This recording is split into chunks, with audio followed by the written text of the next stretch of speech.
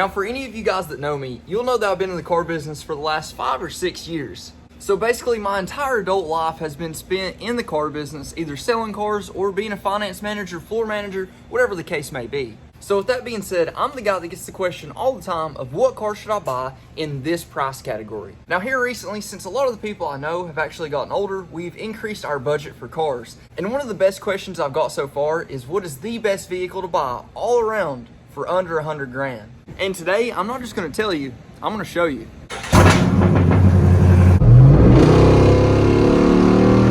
Now, one of the main things I've noticed over the last few years from selling cars is that if you are looking for a new car, or at least trading out of your old one, there's a reason for it, and we usually call that your hot button. What's the thing that's making you want a new car or wanting to trade? And examples of those are just exterior styling. A lot of customers are just looking for overall luxury, like the interior quality, and maybe the features, the new technology features that they add on the inside. Other hot buttons are performance, capability, on-road, off-road, on the track. Maybe it's just better fuel economy or on-road driving characteristics for long road trips, for a family vehicle. Whatever the case may be, there's always something that a customer is looking to get out of the new vehicle they're looking to purchase. Now, I honestly believe that the vehicle I'm showing you guys today meets more of those hot buttons than any other vehicle on the entire market.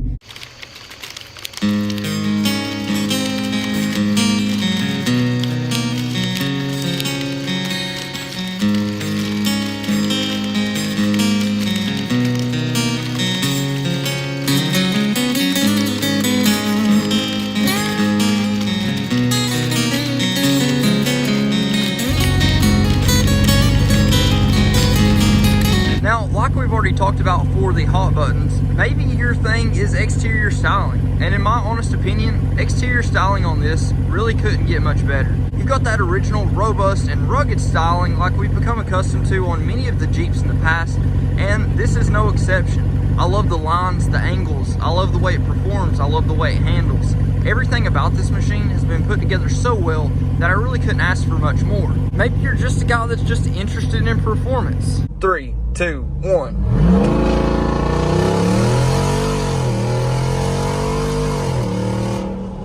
Woo! 4.54. Maybe the only thing you really care about is its performance off-road.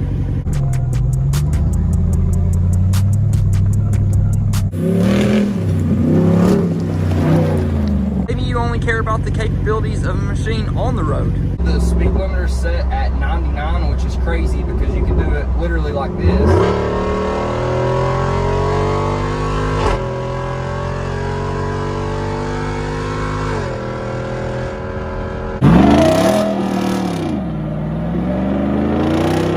It could even be that you're just looking to have a good time, whether you're on the pavement or you're on the dirt.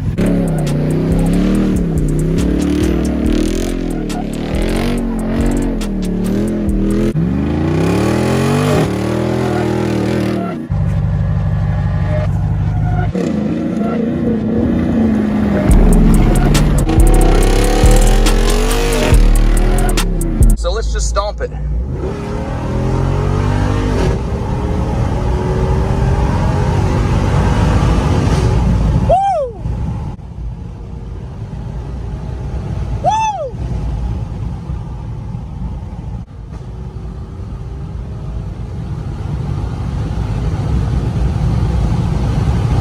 Now, there's only about 2 hot buttons that, if that is your main priority, this probably isn't the right vehicle for you. But more than likely, you're probably going to buy a Tesla. That's going to be fuel economy.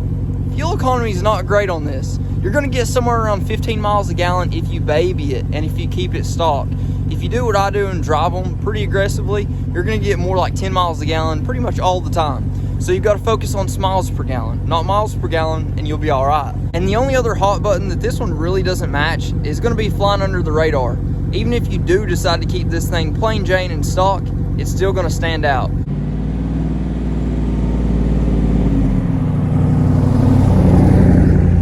Now, for all of the Rubicon 392 models, they are going to be 4-door, and with that you also get the massive 6.4 liter V8 as well as the 8-speed automatic transmission. Now, if you don't know about the Rubicons just to start, they are one of the most capable, factory-ready 4x4 vehicles you can possibly purchase. And just to add, the 6.4 liter Hemi takes it to a whole new level. We're talking about 470 horsepower, 470 foot-pounds of torque with a 0 to 60 from the factory at 4.0 seconds. Now, of course, the exterior styling on the Rubicon 392 isn't a drastic difference from the standard Rubicons, but there are telltale features that tell you what it is. Just like the hood scoop up front that leads into the Hydro Guide system, you've also got things like the steel bumper group, front and rear, which does come standard. And then every single safety feature they make for a Jeep Wrangler comes standard on the Rubicon 392s. In terms of performance, aside from the actual power, they do come with a 2-inch factory lift with Fox shocks over top of the Rubicon factory suspension, which definitely helps you clear bigger tires from the factory. You can tell here I have the 38-1550s with 20x12 -44 offset on this vehicle stock. No lift kit needed. Now, just to show you the interior you get with these machines, you get an awesome leather wrap SRT inspired wheel with the paddle shifters. You also get a nice LCD display there with your analog gauge cluster. Then you also get the Uconnect with the 8.4-inch display, and of course has Android Auto, Apple CarPlay capabilities.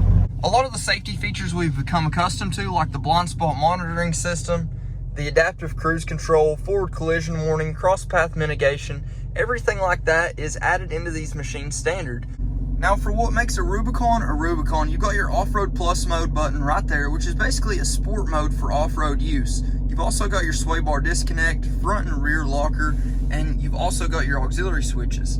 Now, aside from all that, where it is a Jeep, Jeeps do come with the off-road pages. Now, with off-road pages, it basically just gives you access to a lot of accessory gauges. That way you can see how everything's actually operating off-road. You can also see your actual coordinates, your height in terms of elevation. You've got your drivetrain, so you can see what is in use. You can also see your pitch and roll. And then you've got your trail cam for the Rubicon 392. So you've got a rear camera just like normal. You've also got your front trail cam, and you can clean it. You also have beautiful leather wrapped seats, but I do have mine covered up since I take it off-road and abuse it so often. I try to keep them protected.